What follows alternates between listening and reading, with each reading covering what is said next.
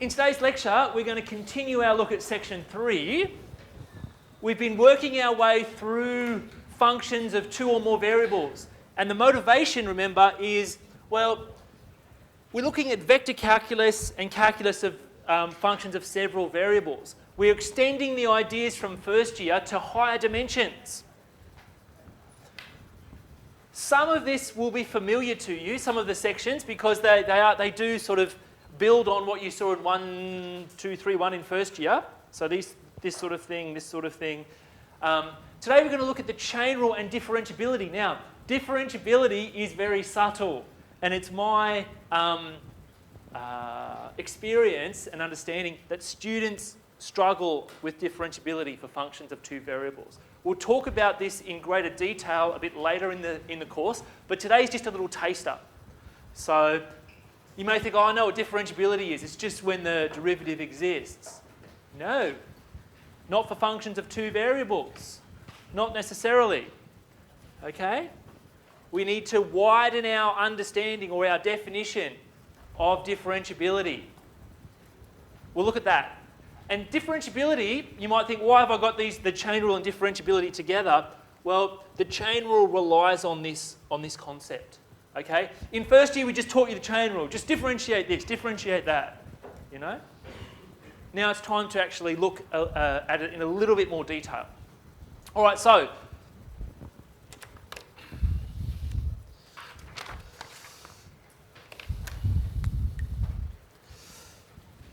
we are going to suitably define the concept of differentiability for functions of two variables and explore some of the consequences, i.e. the chain rule in this case. Now, in first year, let's just think about what the concept of differentiability was defined to be. Well, essentially, suppose I've got a function of one variable. When we say that function is differentiable at a point x naught, we mean that this limit exists. Okay, if you want to write this limit another way,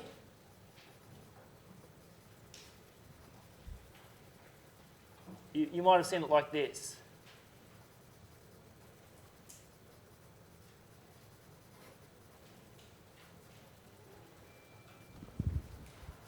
Now remember, when we say a limit exists, it's just a finite real number in this case. Okay, it's not positive infinity or negative infinity. Now we denote the value of that limit by f prime of x naught. Okay, it's just a value, just a number.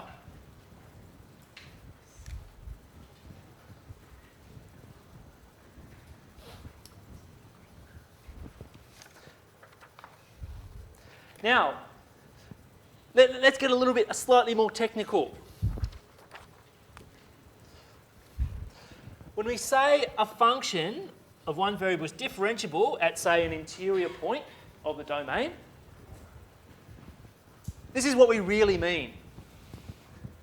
We mean there's a unique affine function, in this case I've denoted it by A, that suitably approximates the function near the point of interest. Now, can anybody think what might that affine function be for functions of one variable, just geometrically speaking? It's not a trick question. Who said that? The tangent line, right. It turns out that this affine function is just the tangent line. Okay, so it sort of agrees with what you already know. Okay, so here, for functions of one variable, this is what we mean by an affine function. Right? You've got a linear part and a constant part, and they're added together. Okay, so ax plus b. A is multiplying with x, that's the linear part. B is just the extra constant part. You add them together, you get an affine function, what's called an affine function. So a linear function plus a constant. Now, like you said before, the graph of A is just the tangent line. So this is our affine function here. Again, think of this L as some sort of linear function. So you've got a constant plus a linear function. And in the case of functions of one variable, L is just represents multiplication by a number. Now, when we go up to higher dimensions, as you'll see today, that L is still a linear function and it still represents multiplication, but today it'll represent the dot product. You've got a vector being dotted with another vector. So that's a natural extension. If we go up even to higher dimensions, that L will represent a matrix multiplication with a vector.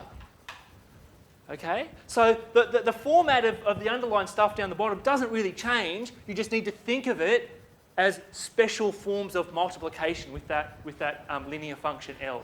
Okay, that's as simple as I can make it, really. You're just multiplying. Just think of L as multiplying with something in a suitable way.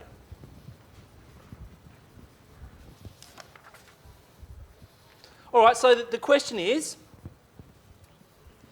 what do we mean when we say this affine function suitably approximates f near the point of interest? That's a bit loose. What do we mean by suitably approximates? I'm glad you asked. Let's discuss that for a bit. Okay, two things in our definition, I guess, well, in our understanding of this. We mean the value of the function and the value of the affine function are the same at the point of interest. So you get an exact approximation at the point of interest. And secondly,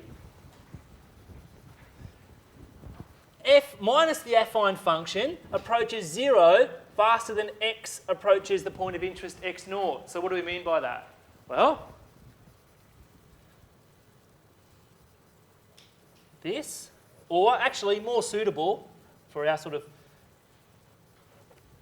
setup is this.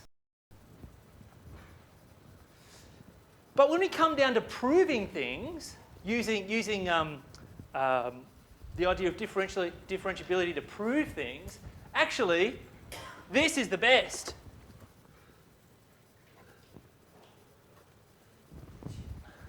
This is the kind of format that is used, for example, when you want to prove the chain rule. Okay, so that starred line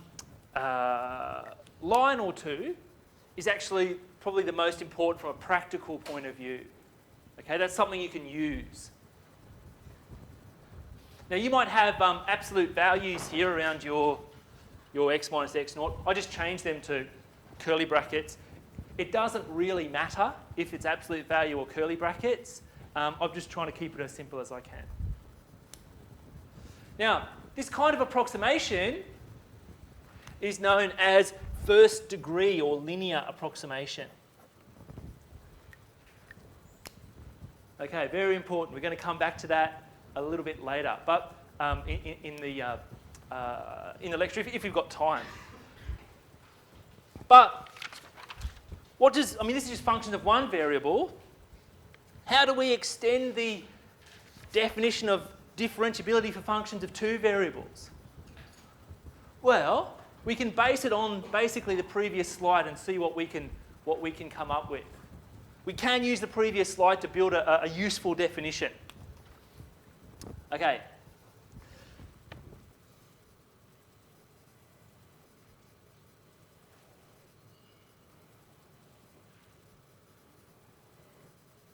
That's a lot of underlining. It's the same process. When we say a function of two variables is differentiable at a point, x naught, y naught, we just mean that there's a unique affine function, A, that suitably approximates f near the point of interest. Now that approximation, again, is first degree approximation or linear approximation. But with functions of two variables, you have to be a bit more careful. Okay? So in this case, what's this linear operator L doing here? Well, you can think of this as again being multiplication. It turns out that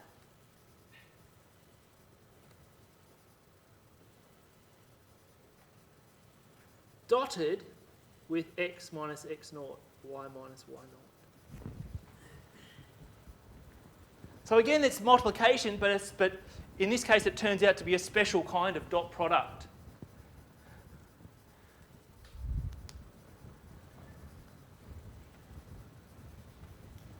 And again, from a practical point of view, this is actually what you use if you ever wanted to prove something using differentiability. Say you wanted to, prove the chain rule. And we'll do that if we have time in this lecture.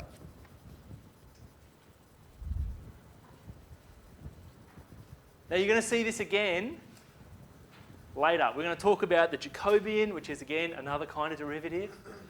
And in that case, the L it's like you're multiplying with matrices. Now, anybody recognise this top? If I just cover up the bottom for a bit and cover up the limit, anybody recognise the numerator? Special form maybe from first year? What is the, so the A here, the affine function, is just that plus that. Anybody know what the affine function, what was it for functions of two variables? What was the graph of the affine function? What was it? You said it. It was a tangent, right? So now we're working in functions of two variables. What do you think the graph of the affine function would be? A plane. What kind of plane? A tangent plane.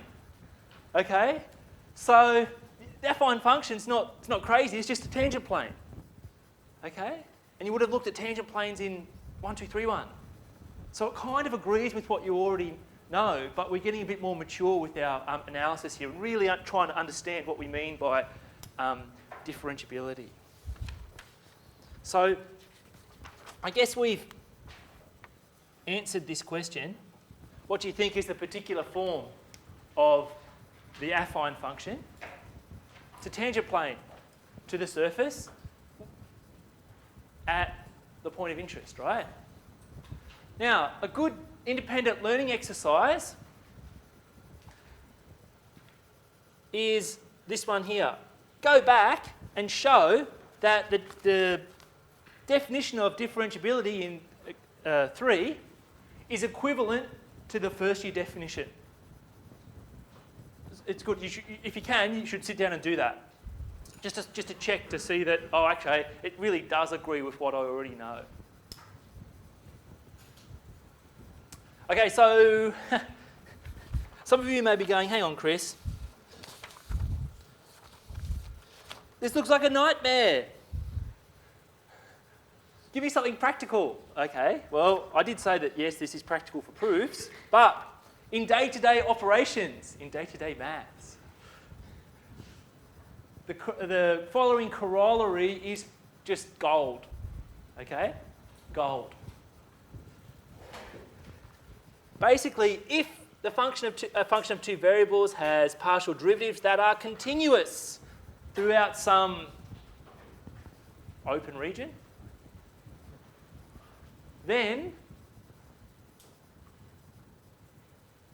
the function's differentiable. Okay? Can somebody move over? Come down and have a seat.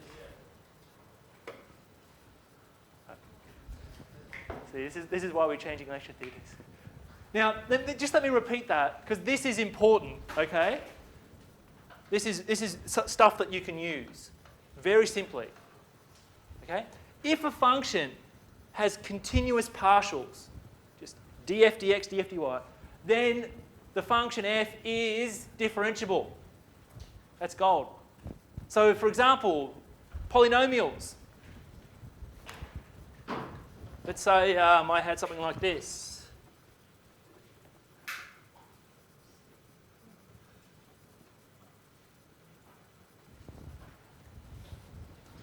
partial derivatives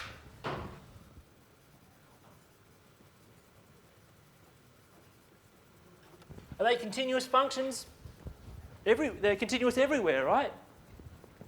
So therefore, 1 plus x squared plus y squared must be a differentiable function everywhere for all x and all y. Okay?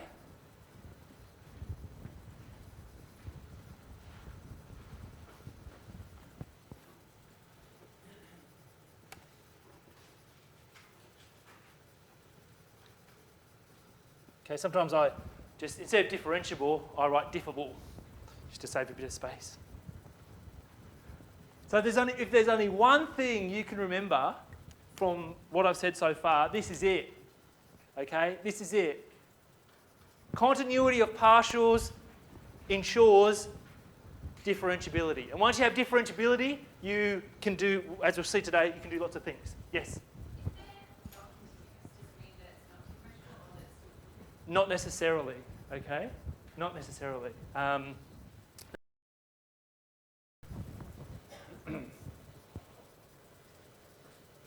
If they're not continuous, yeah, I can't think of an example now to show you that, but I'll think about it. I would think that if they're not continuous, then it's not necessarily not differentiable. Okay, it's a good question. Okay, you can see by the statement of the theorem, it's an if-then statement, not a if and only if type statement. That's a really good question. Okay. So what can we do with differentiability? Well, the chain rule. Now some of you are going, oh, come on, we did this last year. Yeah, you did, but not at the depth of what we're going to do today. Okay? We've already discussed things like product rule, quotient rule, sum and difference rules for partial derivatives. What's another rule? Well, chain rule, right? Chain rule.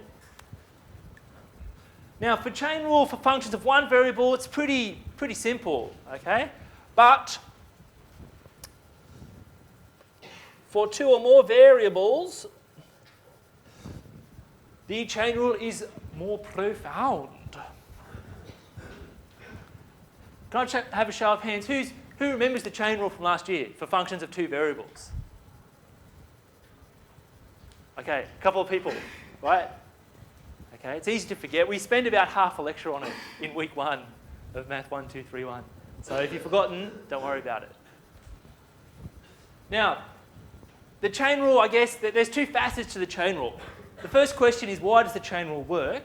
And the answer is, because we deal with differentiable functions. That's one of our assumptions. And the second thing is a computational, a practical question. How do I use the chain rule? How do I remember it? There's so many different versions. And the answer is through simple diagrams. At least that works for me. I'm a pretty simple guy. So simple diagrams, and we'll look at those as we go along. Okay, first case.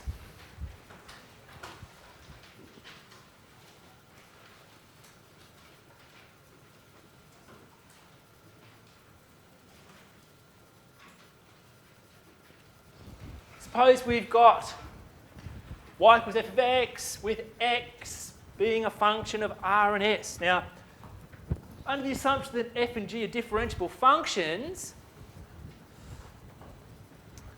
these are the two chain rules. Now, you might think, well, why don't I just plug that into there and just differentiate? Well, sometimes you can do that, okay? Think of x here as like an intermediate variable. Okay? Ultimately, w does depend on r and s. Yes, I agree with you. But think of x as like an in-between or an intermediate variable. Okay, so a couple of things. Firstly, a little bit of notation. You can write dw dx is okay, but I'd prefer to write df dx. Okay, you're not wrong, but just from a chain rule point of view, it's probably better to write df dx. Okay, so how do I remember the chain rule? These are real simple cases, by the way. It gets really crazy in a minute. Okay? So I said draw a picture, right? So essentially all you need to do is look at the dependency on of each variable. So, okay, now this is important, right? I realise that W equals F, and F is a function of X. So I draw a little linking line. That little link shows me that F depends on X.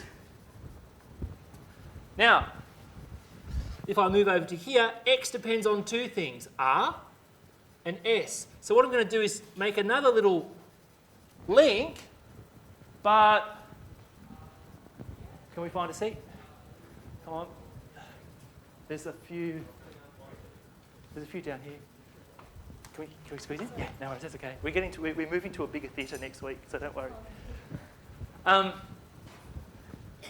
Okay, so just to repeat, X depends on two things, R and S. So I'm going to make a little split and show that dependency here. Okay, now the secret in formulating the chain rule is to work your way from the top of the diagram to the bottom of the diagram. Let me show you. Just suppose, I wanted to calculate dW dr. I look at all the roads from the top to an R. There's only one. And when I go from letter to letter, I form a derivative. Okay, so let's say I wanted to do it. Okay, dW dr can go down that way. It's df dx times dx dr. Okay?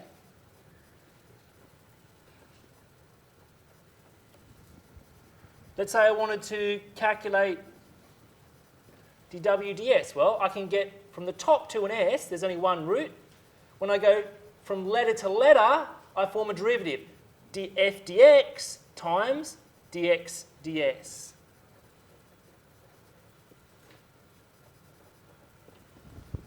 That's as simple as I can make it. Look at all the paths leading down to the variable for which you're differentiating with respect to. When you go from letter to letter, form a derivative. That's as simple as I can make it.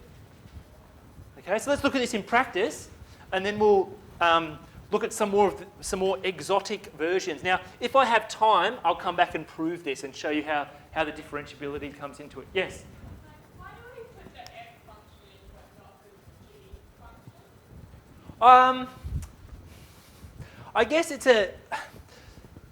function? I guess it's a matter of style. Okay, you can. I guess technically it would be okay to put the G there as long as you're consistent. Yeah, so it's not going to change your final answer at all, whichever letters you use. You know, X equals G or Y equals W equals F or something like that. You should go with what you feel comfortable with. Okay. Okay, so if I've got time, I'll come back and prove that and show you the power of differentiability. Let's do an example. All right, here's a function, f. We don't know what f is. All we know is that f has some sort of dependence on r and s in the following way. Now we're assuming that f is differentiable, then show that f satisfies this PDE. Remember, a partial differential equation is just an equation involving partial derivatives. So, I'm going to, first of all, I'm going to let this be something, I could let it be x, I'm just going to let it be u in this case, okay? So let u, sorry.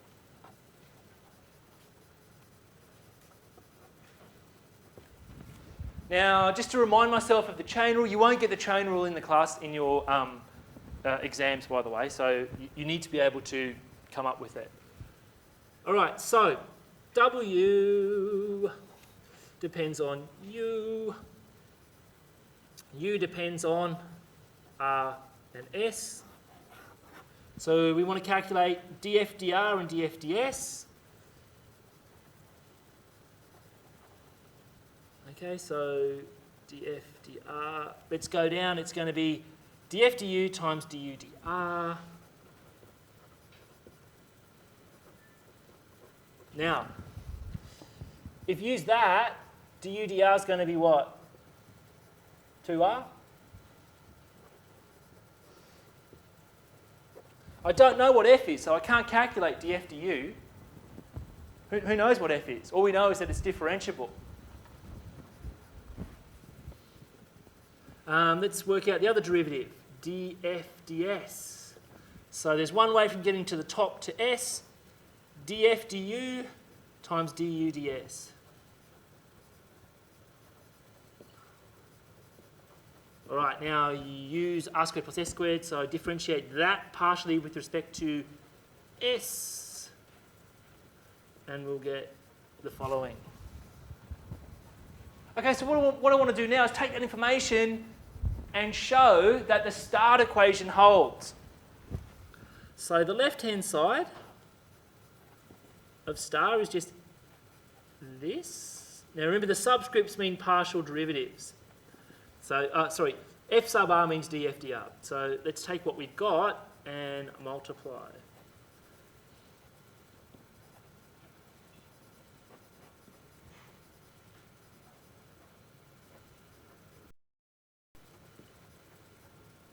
Okay, if we look at that, we've got the same thing. So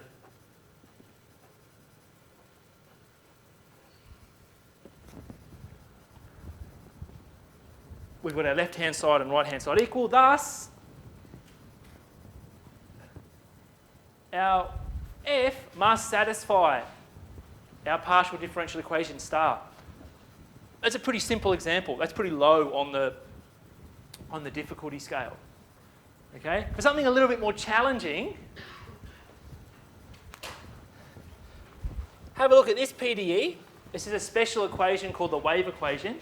Okay, it's used in physics and applied math and modelling. A is a constant.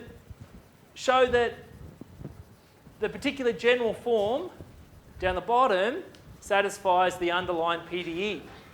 Now, what makes this difficult is you have to take second order derivatives, and you have to, you know, you calculate the first order derivatives using the chain rule, and then you've got to calculate the second order derivatives using the chain rule. That's a little bit more subtle. Okay, you may be able to just write down the answer.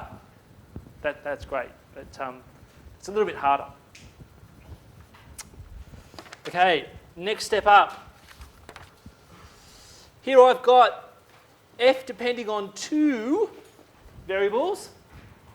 So f is a function of two variables, and each of those variables is a function of one variable, t. So how does the diagram work for this? Well, here's all you can see from here, in this theorem, we're assuming f has continuous partial derivatives. So what does that mean? F's differentiable, okay? Now, let's just draw a diagram. F depends on two things, x and y.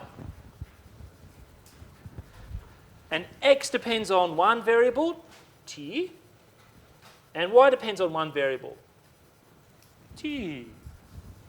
So, you can see there's two paths on that diagram from the top to a t.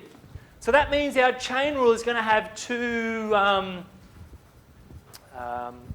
parts to it as well. All right, so let's look at it. I can go down this path, or the left-hand path, or I can go down the right-hand path. When I move from letter to letter, I form a derivative. So df dx times dx dt.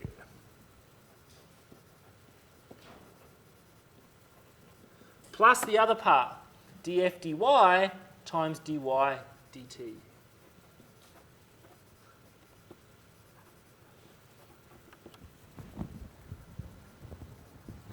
Now, you may be a little bit confused saying, hang on, why have I got partial derivatives for some and ordinary derivatives for the other?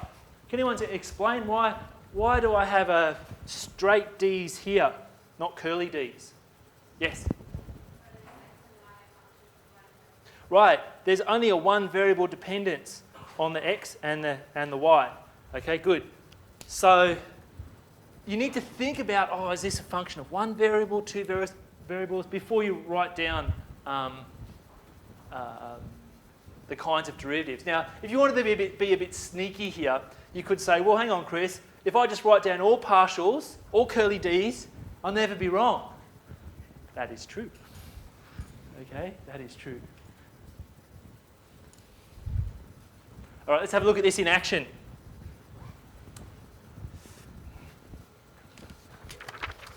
Okay, now this example, I actually don't like this example. Okay, I think this example's not very insightful. Anybody know why? Well, let's look at it. You've got a function of two variables, x, y squared. X depends on t cos t, y equals sine t. Use the chain rule to find df dt. What's slightly suspicious about that question? Anyone know? Can we get you a seat? Is that okay? I don't want you. I can't imagine it's very comfortable there. Can we? What's your name? Tanya. Can we find Tanya a seat? Is that okay? Yeah. Thanks. That's all right. We're moving to a bigger lecture theatre, so yeah, we can spread out and be comfy. Why? Especially the education students in the room. What's slightly wrong with that question? Anyone? Any? Well, that leaves me quite unsatisfied, because if I was a student, I would say I don't need the chain rule. I can just sub that in there and differentiate it with respect to t. And any normal person would probably do that. Okay? Do you agree? Like, why would you want to use the chain rule on this when there's probably a simpler method? And the reason I don't like it is, the answer is that, because we ask you to. Okay? So I'll do it using the chain rule, but I do it sort of unwillingly. But the next example is far more insightful, because it shows it is an example where you have to use the chain rule. There's no simple method. Okay, so let's just do this and quickly move on. All right, so f depends on two things, x and y, and each of those variables depend on t. So our chain rule is, df dx, df dx times dx dt plus df dy times dy dt. So now what I would do is find these four derivatives and plug them all in. So df dx is going to be squared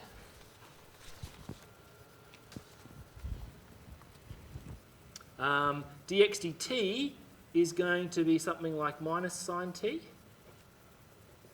Df dy is going to be something like 2xy, and dy dt is going to be cosine t. Now, I've got a whole mess here. I've got t's, x's, and y's.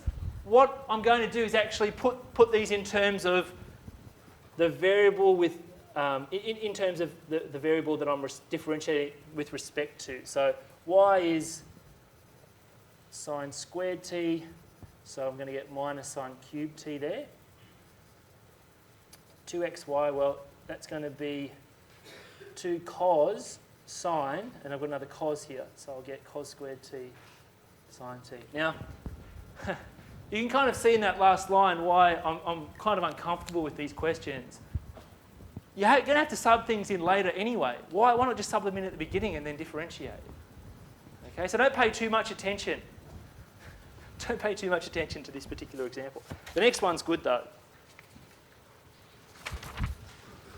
This is where you need to use the chain rule. You don't really have a choice.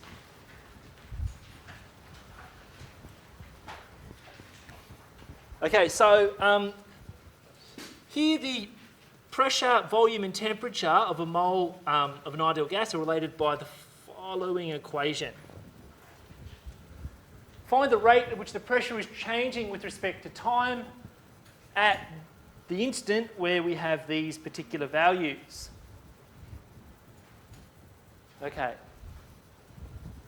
So, as I've listed, we want to calculate the derivative and evaluate it at the above instant. So here, again, we can just go through and look at the dependencies. P depends on big T and V. Now, this is interesting. I'm going to claim that big T and big V depend on time, little t. Anybody know, can anyone justify why that might, why we can say that? Yes. Sorry, say again? You've got those derivatives. Yes, we've got the derivatives. We've got d big T, dt, and d big V, dt. So we can, expect that these two sort of intermediate variables depend on time. So, the chain rule. Okay, so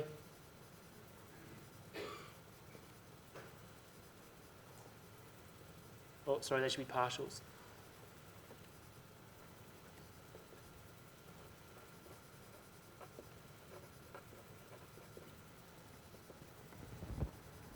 Okay, well, we don't know what big T is, and we don't know what big V is, but we can do some of these differentiations. Okay, I have this relationship here, so I can work out that derivative and that derivative. So if I differentiate partially with respect to T, I'll get that. If I differentiate partially with respect to V, I'll get something like this. Oh, sorry. That's a T.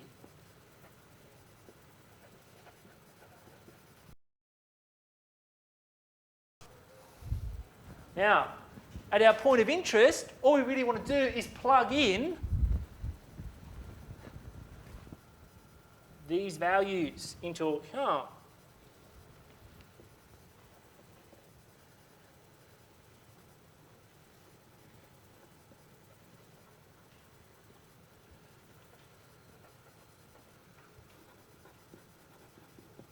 Okay, so 8.31, V's 100. D big T, D little t is 0.1. Big T is 300. V squared, 100 squared. D big V dt is 0.2. So all we have to do is simplify that. And according to my calcs, you should get something like that.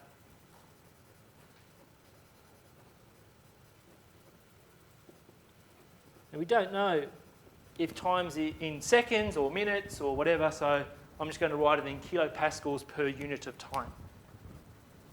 Now, this is a really good example, okay?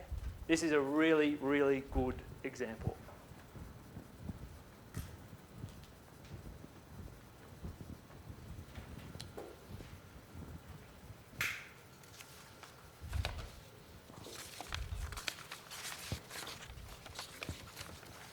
Okay, well, we can look at slightly more exotic versions of the chain rule.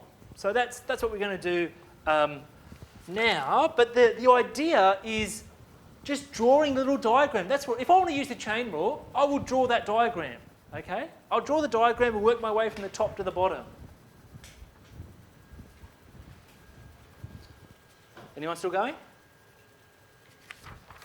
All right. So now, we've got a function of two variables where each of the variables is a function of two variables. Okay, again, just draw the diagram. So f depends on two things, x and y. And y depends on, x depends on two things, r and s. Y depends on two things, r and s. So all you've got to do, say, to find dw, dr, find all the paths down to an r that lead to an r. When you go from letter to letter, form a derivative. That's all it is.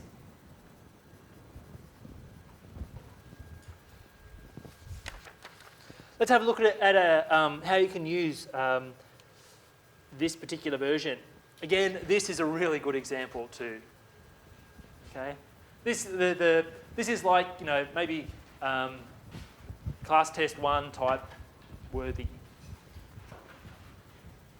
So let f have continuous partial derivatives. In other words, f's differentiable. Show that a function with this form satisfies the following PDE. So let's give it a label, because I'll refer back to it a bit later. All right, so let's look at our dependence. I guess I'll let that be x and let that be y.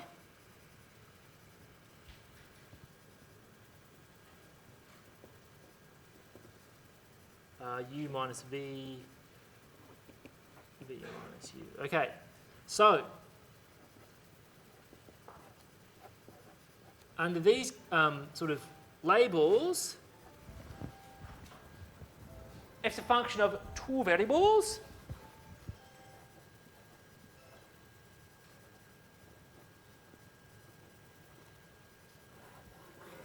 A little diagram's there. Let's calculate the partial derivatives by using the chain rule. All right, so dz du, so we want to calculate that derivative and that derivative. dz du, let's find all the paths to a u. It's going to be df dx, dx du plus the other path, df dy times dy du. Oh, sorry, they should be partial, shouldn't they? Sorry.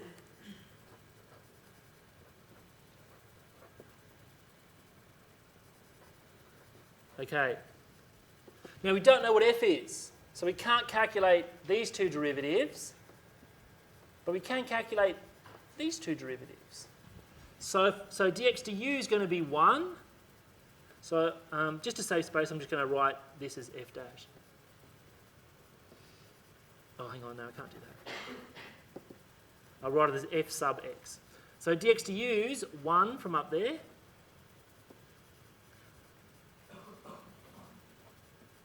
dy du is minus 1.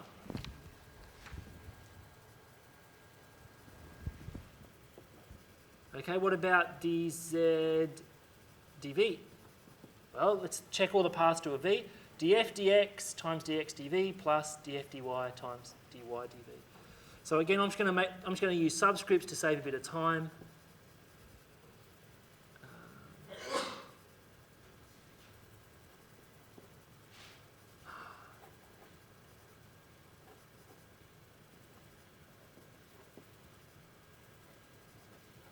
Okay, so I can calculate that and that from here and here. So dx dv is going to be minus 1, and dy dv is going to be positive 1. So the left-hand side of our start, I know it's a bit messy, the left-hand side of our start PDE is just these 2 derivatives added together. So if you add that to that, they're going to cancel each other out.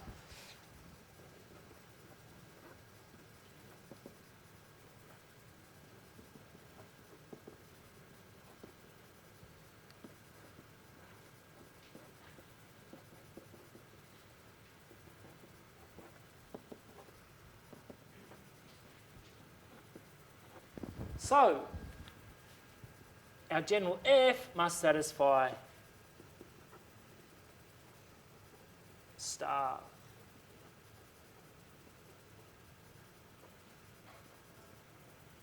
That's our conclusion.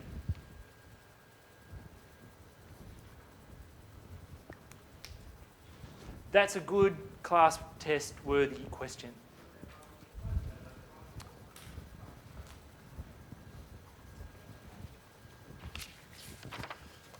Now you can keep going with the chain rule. Let's have a look at another version. Well, the next version is where you've got a function of 3 variables, and each variable depends on 1 variable. So let's have a quick look at that. Okay, so what would the picture be for this one? It'd be a split of 3.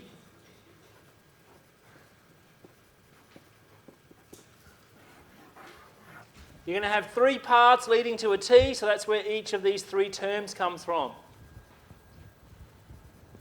Hopefully you're getting the picture now. It doesn't matter how complicated the dependencies are, just draw a simple diagram and work your way from the top to the bottom. Easy.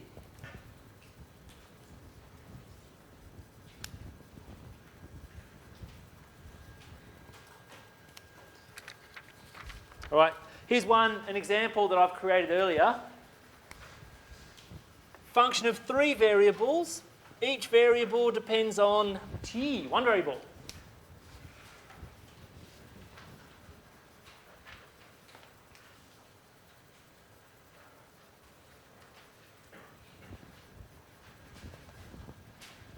So here they've calculated dw dt just by using the chain rule. So go back and apply the chain rule, and then I guess you can put it all in terms of t because you've got t equals 0. That's your point of interest. So you end up with some value. Now you can think of these intermediate values. Anybody recognise the curve associated with these? It's a helix, right? It's a helix. So again, here it is. Now, starting to get a bit crazy. Function of 3 variables. Each of those variables depends on 2 variables. Whoa. Again, just draw a picture.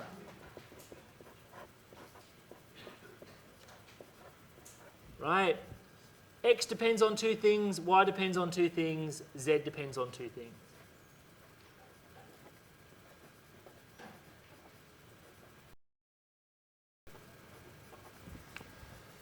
That's it.